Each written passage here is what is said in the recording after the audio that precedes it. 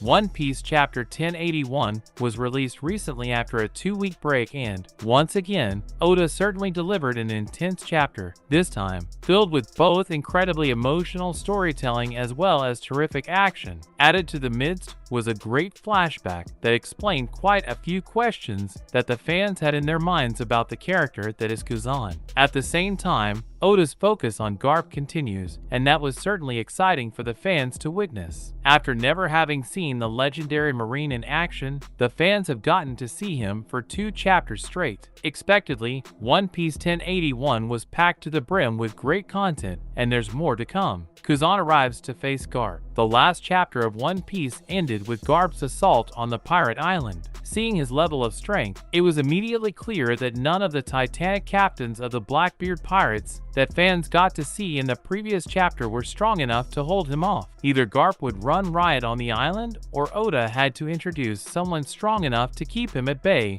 and he did just that in this week's chapter. Just as Garp managed to save Kobe, he was immediately met with resistance by none other than Aokiji, who fans also know by the name of Kuzan. As fans know already, Kuzan is a former member of the Marines, and Garp, being a generation older, played the role of his mentor. In fact, back in the Water 7 arc, when Kuzan met Luffy, he even mentioned that he owes Garp significant debt. In this week's chapter, it was revealed that Kuzan was Garp's very first protege. Immediately, Garp tried to get Kuzan back to his side. Given that he was his first student, Garp certainly does harbor some love for him. He told him to get back to the Navy and unfreeze Hibari. However, it seems that Kuzan is dead set on taking on his mentor in combat and siding with the Blackbeard pirates. Fans got to see why that was the case shortly after, when Oda delivered a powerful flashback about Kuzan. Kuzan flashback. Around a year after the conclusion of the Paramount War, the fight for the place of the fleet admiral had begun,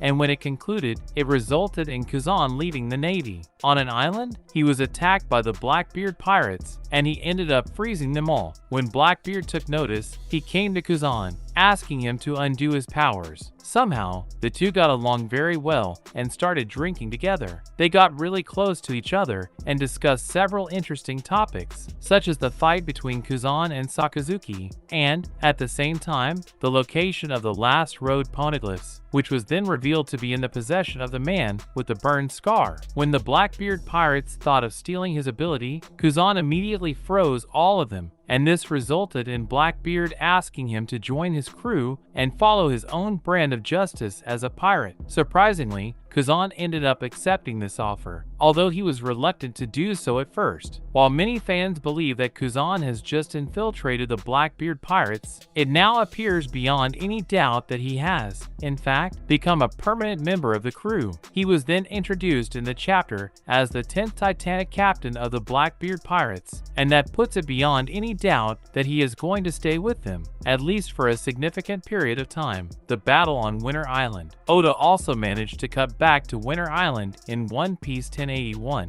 Fans have not seen a glimpse of this place in quite a while, and this week's chapter delivered a short look at the conclusion of the fight between Trafalgar Law and Blackbeard, two members of the worst generation. As expected, he faced a fate similar to that of Kid and lost the fight against Blackbeard. His submarine, the Polar Tang, was seen sinking to the bottom of the ocean, along with the rest of his crew. Law, on the other hand, was defeated soundly, and Beepo, his best friend, lay at his side. Blackbeard immediately decided to steal his devil fruit or to turn him in and get his reward. However, it was Beepo who ended up saving the day. By taking a drug that was worked upon by Chopper, Beepo was able to bring out his animalistic mink powers. This transformation works similarly to the Sulung form, however, without any moon in sight. As such, Beepo was able to this monstrous power to save his captain. He assaulted both Blackbeard and his commander, managed to grab Law, and escaped into the sea. Law ended up abandoning both his ship and his crew and retreated in a humiliating manner, which makes this final stretch of One Piece all the more interesting. And in other news, One Piece. 8 things you should know about J. Garcia Saturn. J. Garcia Saturn was recently introduced in One Piece as a member of the Five Elders. The Five Elders have played a major role in the story from the very beginning, and are still relevant when it comes to the overarching plot of the story. While Oda kept them under wraps for the vast majority of the story, now that One Piece is in its final saga, it is time for them to make the move. Recently, fans were introduced to J. Garcia Saturn as he made his way to Egghead Island, the place where the current arc of One Piece is taking place. As Saturn makes his way into the story, it is time for the fans to grasp some very important bits of information about him. The highest authority. Saint J. Garcia Saturn is one of the highest authorities in the world government and the entire world of One Piece. Looking at the hierarchy within the world government, Saturn is the highest authority that the people in the world of One Piece know of. He shares this position with the other members of the Five Elders and, as such, is an extremely important person. He possesses incredible influence and, technically, the entirety of the world government falls under him. Everything, including the Navy and the Cipher Pole, are his pawns to use as he likes. Direct servant of Imu. While the world of One Piece sees Saint J. Garcia Saturn and, by extension, the other members of the Gorosei as the highest authority, that is far from the truth. The actual highest authority in the world of One Piece is none other than Imu, the sovereign of the entire world. Imu sits the empty throne, and the Five Elders are direct servants to them. It appears that the Five Elders do what they do in order to bring Imu's vision to life. Whatever Imu desires from them, they will have to do, as they are loyal subjects to them. Can manipulate information. Saint J. Garcia Saturn has the highest known ranking authority in the world government and also the entire world of One Piece. As such, it is not a surprise to know that he has the power to manipulate information. Things such as hiding the true names of people, such as the D in Roger's name, can easily be pulled off by him. He can also manipulate information in other ways, such as framing Sabo for the murder of King Cobra, which is far from the truth, as fans know already.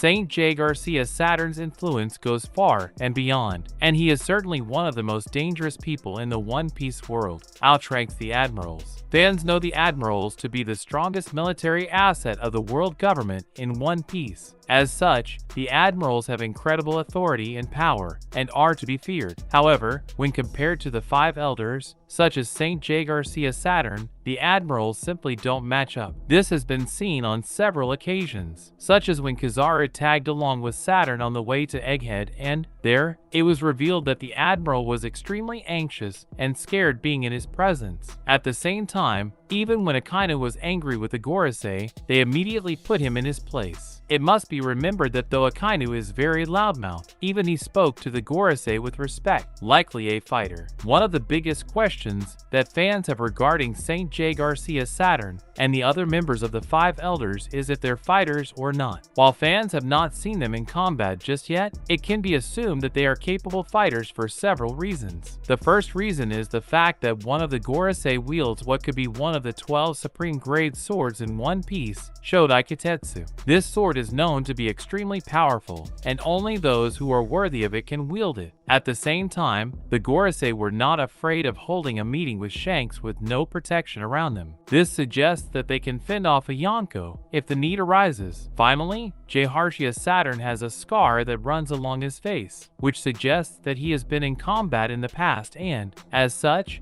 possesses combat abilities. Killed Professor Clover. Saturn was directly responsible for the death of Clover and, subsequently, the eradication of O'Hara 22 years ago in the One Piece storyline. When Clover was found to be researching poneglyphs, Saturn and the other members of the Gorosei decided to get rid of him and ordered the CP9 to shoot him. What's more, they also decided that O'Hara should be completely wiped out. Being the highest authority, it is no surprise that Saturn and the other members of the Five Elders can easily invoke Buster Calls at will. Even stronger military proceedings can be convened by them. Named after a planet, J. Garcia Saturn is named after the 6th planet in the solar system. Curiously, the term Gorosei can literally translate to 5 elder stars or 5 elder planets. Given that Saturn is named after the sixth planet, it can be assumed that the other members of the Gorosei are named after planets as well. It is entirely possible for the other Gorosei to be named Mercury, Venus, Mars, and Jupiter. Earth could be Imu, the highest authority in existence. Curiously, the planets that immediately follow Saturn, namely Uranus, Neptune, and Pluto, are the planets that the ancient weapons in the One Piece world are named after. At the same time, the sun that all the planets follow could be a reference to Luffy being the sun god Nika. Inspiration. It is no secret that Oda often derives inspiration for his characters from real-world personalities. When it comes to Jay Garcia Saturn, Oda might have based his name on Jerry Garcia from Grateful Dead, a popular band, as he looks quite similar to how Saturn from One Piece is drawn.